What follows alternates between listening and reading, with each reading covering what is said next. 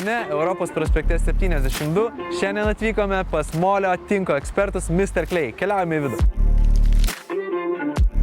Labas, Raimonda. Labas, Jurai. Aš iš tikrųjų labai džiaugiuosi, kad pavyko šiandien pas jūs atvažiuoti ir pasikalbėti apie jūs, apie Mr. Clay. Su jūsų produkcija šiek tiek susipažinau vienoje iš mūsų praeitų laidų.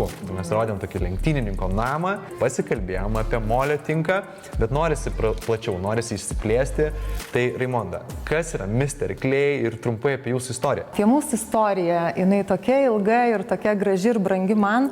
Aš trumpai šiek tiek galbūt paminėsiu, kad iš tiesų molio tinka. Anksčiau, žinai, visi galvodavo ir klausdavo, o jūs čia greit atsivežat. Visi galvodavo, kad mes importuojame molio tinką. Iš tiesų, mes gaminame jį Lietuvoje nuo 2016 metų ir visa istorija prasidėjo Alytaus rajone, buvusioje plytų gamykloje Alytaus keramikoje.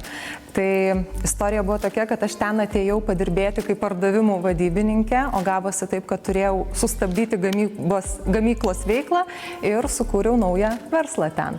O visiems būna klausimas, o tai kaip nuo tos plytų gamybos iki čia to molio tinko? O tai iš didelių problemų ir bėdų.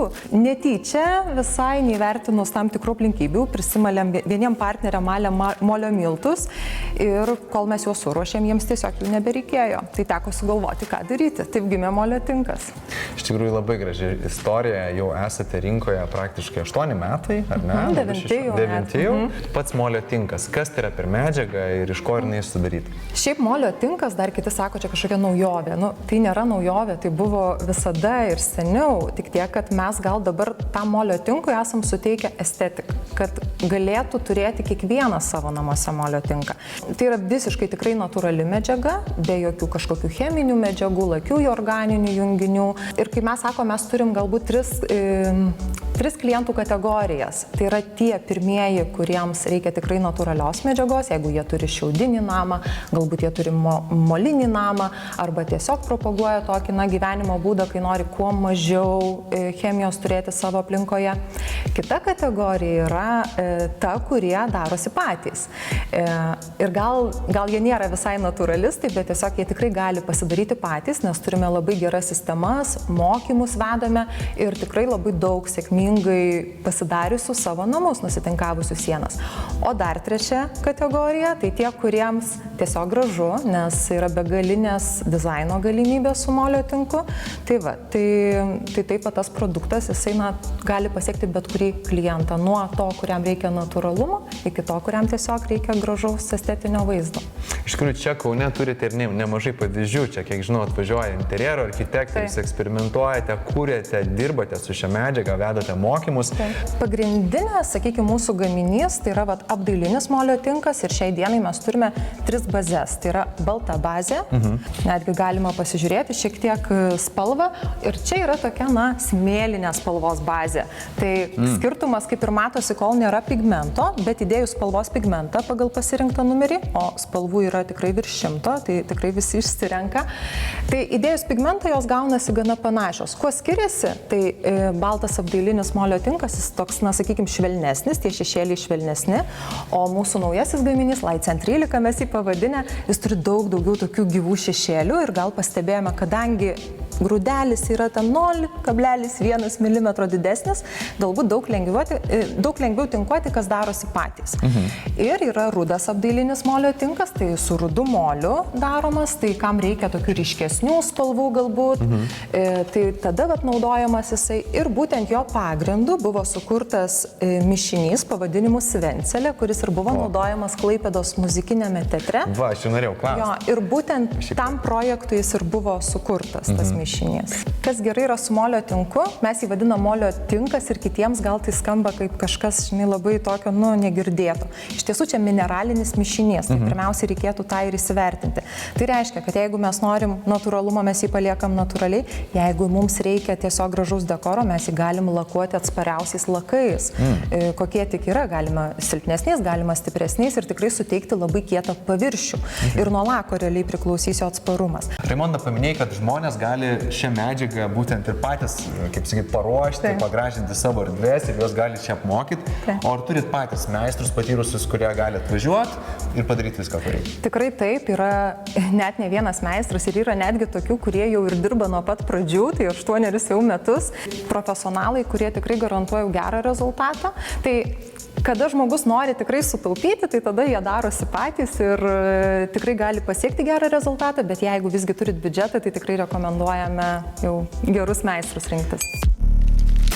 Kas liečia iš esmės, renkantis sienų apdailą, tai jeigu jūs, pavyzdžiui, jau gyvenate namuose ir norite remontą pasidaryti, bet ne kapitalinio, tokį kosmetinį, tai su molio tinku jūs galite tinkuoti tiesiai ant senų dažų, prieš tai galima nusigruntuoti kontaktiniu gruntu, nebus jokių dulkių ir realiai jūs iškart galėsite miegoti tame kambaryje, nes garuos tik vanduo, kurį pylėt mišinį. Čia didžiulis privalumas, jokių kvapų, super, čia labai gerai. Jeigu kalbam apie naujos statybos būstus, tai irgi yra tam tikri privalumai.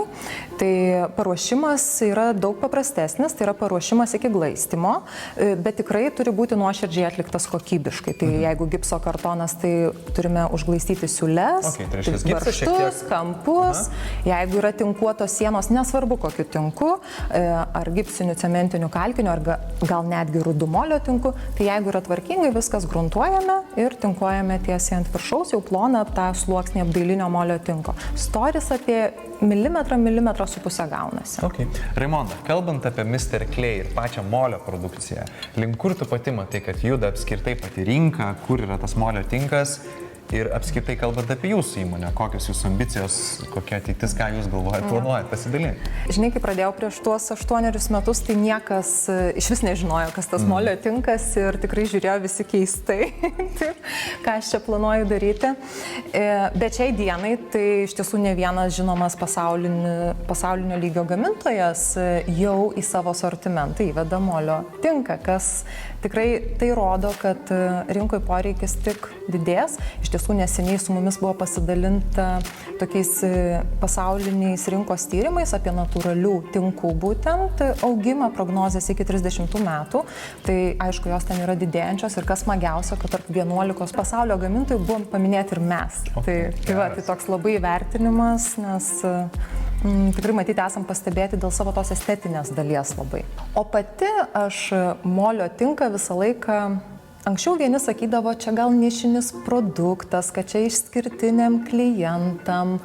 Aš visgi visą laiką jaučiau, kad yra visiems žmonėms. Ir mano tikslas, aš labai nenoriu išskirstyti žmonių į kategorijas, tai yra visiems žmonėms prieinamas produktas. Jo ir kaina yra labai draugiška kaip pačio produkto, labai sąlygos turėti tą gražią apdailą irgi yra dėkingos. Mes mokymus vedame, turime daug patirties. Tai tiek, kiek aš gaminsiu ir kursiu šitą produktą, tai jis bus tikrai visiems žmonėms. Ir kaip mes net juokaujam, jo dizaino galimybės gali būti tokios, nuo kaimo trobelės iki verslo centro ar net muzikinio teatro. Net bažnyčia yra nutinkuota mūsų molio tinku. Okay, tai reiškia, bet kokiam interjero stiliui galima pritaikyti molio tinku. Absoliučiai. Tai iš tikrųjų, Raimonda, ačiū labai tau. Sužinojom tikrai labai naudingos informacijos. Aš ir pats sakau žiūrovam, užsukit į Kauną pas Mr. Clay ar Vilnių ar mrclay.lt, pasiskaitykit, pasižiūrėkit, atvykit čia, matau, nuostabi yra studija, tikrai galima patiems pasimokyti. Taip, ir pasimokyti, ir pavyzdžių daug, ir spalvas galima išsirinkti. Tai liuks, o mes laukiam iš tikrųjų, kada vėl sutiksim jūsų produkciją ir kokiam naujam įspūdingam interjero projekte ir pasikalbėsim tada vėl, kur Mr. Clay ką tuo metu veikia. Tai ačiū tau. Ačiū.